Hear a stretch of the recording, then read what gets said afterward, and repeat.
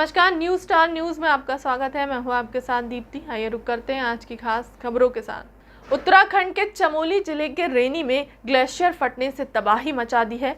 बताया जा रहा है कि ग्लेशियर फटने से धौली नदी में बाढ़ आ गई है। इसमें चमोली से हरिद्वार तक खतरा बढ़ गया है। सूचना मिलते ही प्रशासन की टीम मौके के लिए रवाना हो गई है।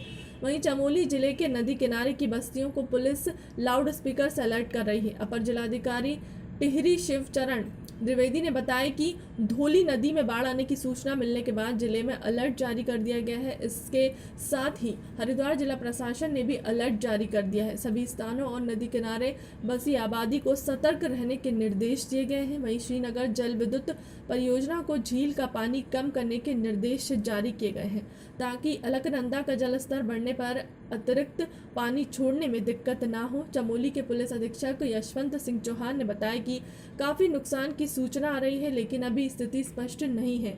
टीम मौके पर जा रही है, उसके बाद ही नुकसान की स्थिति स्पष्ट होगी। अवैध अग्नेय शस्त्र के संगठित अपराधी गिरोह का क्राइम ब्रांच भोपाल ने किया पर्दाफाश। थाना क्राइम ब्रांच भोपाल की टीम प्रतिदिन की भांति संपत्ति संबंधी अपराधों की पतारसी हेतु थाना से रवाना हुए थे। उस दौरान मुखबिर से सूचना मिली कि अयोध्या बाईपास मार्ग पर पुलिया के पास एक व्यक्ति अवैध हथियार बेचते हुए खड़ा था, जिसका हुलिया सांवले रंग का था, कत्थई रंग की जैकेट पहनी थी। उस व्यक्ति के पास पिस्टल व राउंड थे, जिससे वो किसी को बेचने की नीयत से खड़ा है।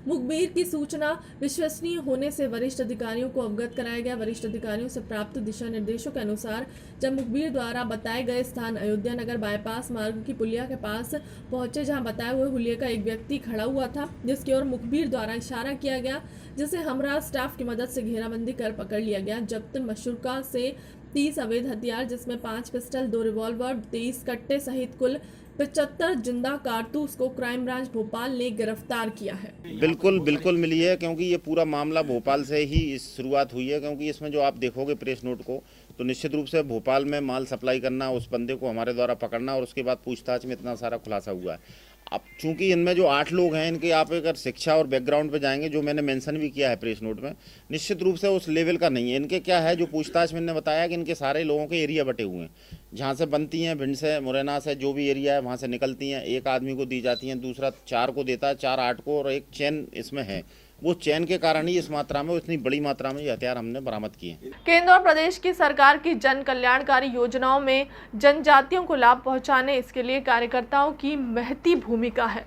जनजाति के लोग भोले भाले होते हैं और उन्हें योजनाओं की समझ नहीं होती, इसलिए हम योजना का लाभ पहुंचाने के लिए खुद हितग्राही तक पहुंचना होगा। मुख्यमंत्री शिवराज सिंह चौहान के नेतृत्व में प्रदेश में जनजाति परिवार वन अधिकार पत्र पाकर लाभान्वित हुए हैं। इस बात पार्टी के राष्ट्रीय मंत्री ओम प्रकाश धुर्वे ने अनुसूचित जनजाति मोर्चा के प्रमुख कार्यकर्ताओं की बैठक को संबोधित करते हुए कहा कि इस अवसर पर मोर्चा के प्रदेश अध्यक्ष कल सिंह भावर और प्रमुख कार्यकर्ताओं ने पार्टी के नवनियुक्त राष्ट्रीय मंत्री ओम प्रकाश धुर्वे और प्रदेश उपाध्यक्ष और मोर्चा के राष्ट्रीय महामंत्री सांसद गजेंद्र पटेल का स्वागत किया।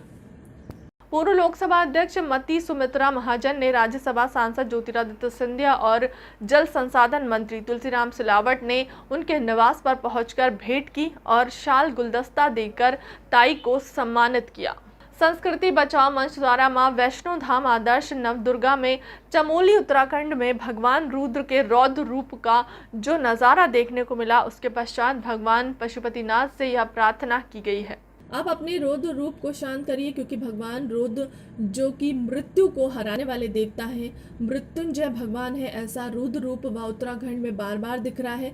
इसके पीछे भक्तों द्वारा उनके पवित्र नगरी के जो पिकनिक स्पॉट समझ के अपवित्र करने का प्रयास किया जा रहा है, उसके कारण भगवान का प्रकोप बार बार देखने को मिल रहा है। प्रभु से यही प्रार्थना है कि आप अपने रौद्र रूप को शांत करें और उसके लिए संस्कृति बचाओ मंच रुद्राभिषेक करके उनसे यही प्रार्थना कर रहे हैं। जमीयत की टीम द्वारा आज भोपाल की आवाम और तंजीमें के साथ भोपाल की ईदगाह की सुरक्षा के लिए बेदारी का सबूत दे रही हैं, पर बोर्ड नगर निगम पूरी तरह आंख मूंद कर बैठा है। अफसोस, नगर निगम द्वारा ईदगाह की पार्किंग का इस्तेमाल कचरा घर में और कचरा गाड़ियां खड़ी करने में किया जा रहा है, पर उसके संरक्षण की ओर कोई ध्यान नहीं दिया गया। टीम ने आज 1 बजे से 4 बजे तक सफाई अभियान चलाया और ईदगाह को स्वच्छ, सुंदर बनाने की आवाम की कोशिश में जमीयत की पूरी टीम शामिल हुई, जिसमें जमीयत उलमा के पास प्रेस सचिव ने कहा कि मध्य प्रदेश वक्फ बोर्ड और नगर निगम को भी इस और बेदारी का सबूत देना चाहिए और ईदगाह पार्किंग की सुरक्षा पर ध्यान देना चाहिए। हाजी जमीयत उलमा द्वारा वर्षों से ईदगाह और उनकी पार्किंग की बाउंड्री वॉल को दुरुस्त करने की और दरवाजे को व्यवस्थित करने और ईदगाह की उसकी पार्किंग के आसपास सीसीटीवी कैमरे लगवाने की मांग कर रही है। फिलहाल के लिए अब तक की खबरों में इतना ही। देश दुनिया की तमाम बड़ी खबरों के लिए बने रहे हमारे चैनल के साथ। नमस्कार।